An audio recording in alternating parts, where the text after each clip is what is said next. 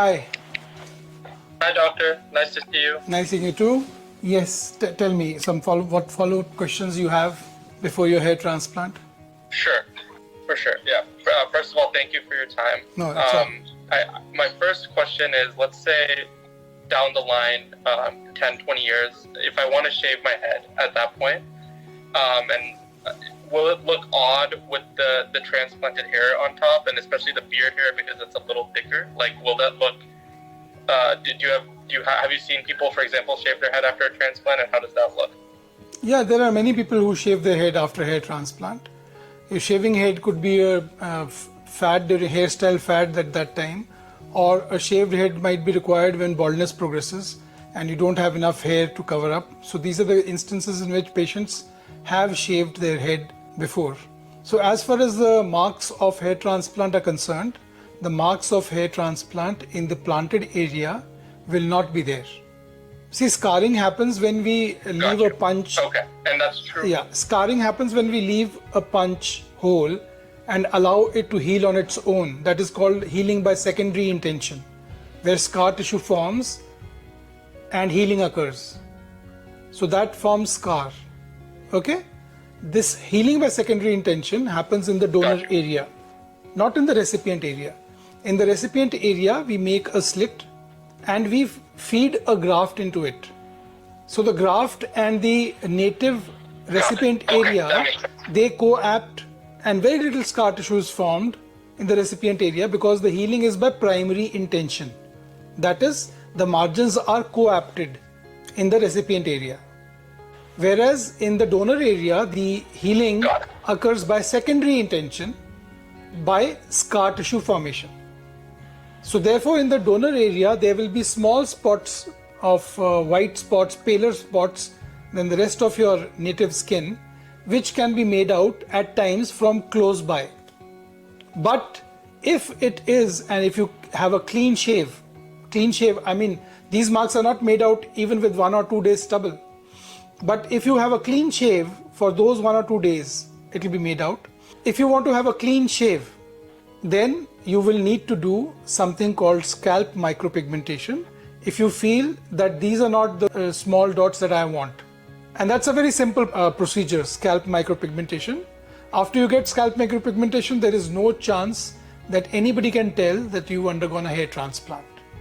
Got it. Thank you so much, doctor. Yeah, that makes sense. And I've heard of scalp micropigmentation before. Obviously, my hope is this hair transplant goes well, everything looks good. But if it doesn't, my backup option is doing that. Do you think that's a good idea, like good backup to have? Yeah, so I would like to tell you in a nutshell that once you do a hair transplant, now with the technology we have, with the know-how we have, skills we have, you are not burning your bridges. You are only burning your bridges if a hair transplant is done when it is not supposed to be done, or it is badly done. You know, badly done hair transplant will cause considerable scarring, which you cannot hide. But a well done, properly done, skillfully done hair transplant leaves no scarring, but there may be minimal scarring in the donor area, which can be hidden by one session of scalp micropigmentation. Got it. Makes sense. Thank you, doctor. That makes sense. That covers that question. Do you have time for a couple others? Yeah, please go ahead. Please go ahead. I don't know if you have another call. Okay. Yeah. Okay, thank you. My other question is, so if, for example, let's say 2 years down the line, I want to have a follow-up procedure. I'm sure this is only something you can fully determine when you see me in person, but do you think my donor zone would have availability for a second procedure, or do you think it would be completely out of grafts after this procedure? So you have developing grade 6 male pattern baldness, which we had earlier discussed in the last online consultation. And we had recommended for coverage, you need 3,500 scalp grafts and 1,200 grafts taken from the shadow area of the beard. In subsequent procedures, if you go for subsequent FUE procedures, you will have 60% of the number of hair, the number of grafts that we harvest in the upcoming session.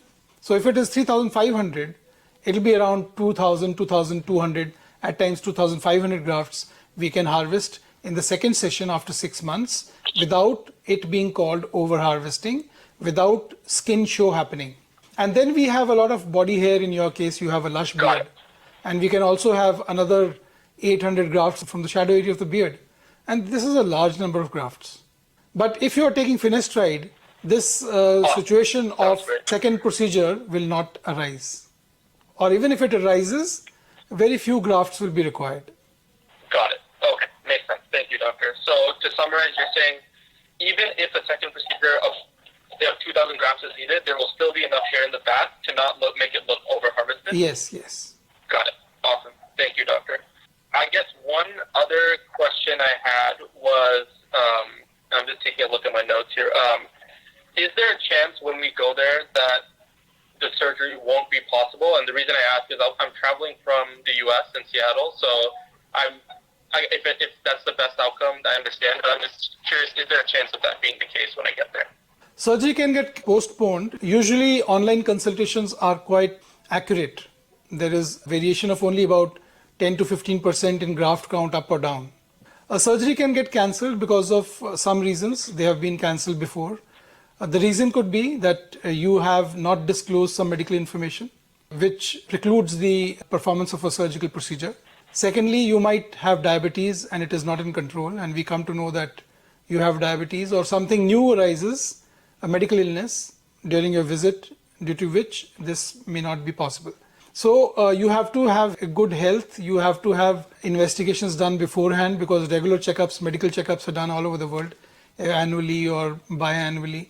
And then there should not be anything that can crop up that will not allow us to do a procedure. Like if you scratch your head too much, many people get nervous before a procedure and they're unknowingly, subconsciously scratching their head. And if there are pimples there, boils, if there's infection, we can't do the procedure. Rest everything, things like, which are not in your hand, like flight getting cancelled, and that we will manage. We'll try and book you. That is not a problem.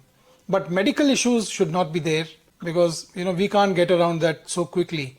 Because if there's diabetes, there was a time when a doctor came from USA and we detected diabetes. He was perfectly fine. He never thought that he had diabetes, and he had high grade of diabetes, and it was quite shocking to him to learn that he has diabetes. So he had to go back, get it managed medically, and he came back after 1 year. So these sort of things have happened, though very rarely. If you're feeling healthy, usually you don't have any problem. Got it. Makes sense. Makes sense. Awesome. Thank you, doctor. I guess, that covers that question. One other question I had, I did have a picture just of a potential desired result. I don't know if it's unrealistic. I just wanted your opinion on that. Yeah, I have seen that picture. I have seen that picture. And you can take a look at it. Yeah, I have seen that picture. Many times people do send pictures that they want to replicate that hairline. That requires a lot of grafts, high density of grafts. See, you have a limited donor area and you have extensive baldness. You are young in age, and this baldness is developing. It's not the end point of your baldness. Your crown will continue to expand. Your humps on the sides will continue to descend. Correct. And we'll need grafts there. So if we commit all the grafts in one location, that's a hairline, there is no problem. We can do that. We can do it over 1 or 2 sessions. We can easily do that. But tomorrow, having a mop of hair here and completely being slick bald grade 7 at the back will not look realistic, but because nobody who's balding has that hairline design. So we would like to make the hairline a little bit more matured. I completely agree. A little bit more matured. So we would like to make the hairline a little bit more mature than what you have suggested. Got you. Okay. Yeah, I completely agree. I'm fully on board. I think I'm realistic with how much donor hair, and we have a lot of area to cover, so I'm not hoping for like my high school hairline or anything like that. Just something, an improvement in itself would be huge. But yeah, that sounds good. We can talk more about that in person, and hopefully come to a decision there. My last question was related to kind of aftercare, and I know your clinic has already provided a lot of details on what to do after and things to do and things not to do. But just in terms of support from your side, like if any questions come up, are you available, for example? Of course. We'll be available we'll be as keen to talk to you after the procedure as we are now, before you booked. You don't have to worry about that, because our patients are our greatest commitment. They are our ambassadors, and that's how we get patients, by word of mouth. Right. Awesome. Yeah, that sounds great. Yeah. Thank you, doctor. Definitely very excited to hopefully book an appointment soon and come in and meet Sure. you and everything. So, but yeah, thank you for all your help to this Bye-bye. point. All the best I and think see you that's all my soon. questions. But yeah, thanks again. Bye-bye. See you soon. Take care. Bye-bye.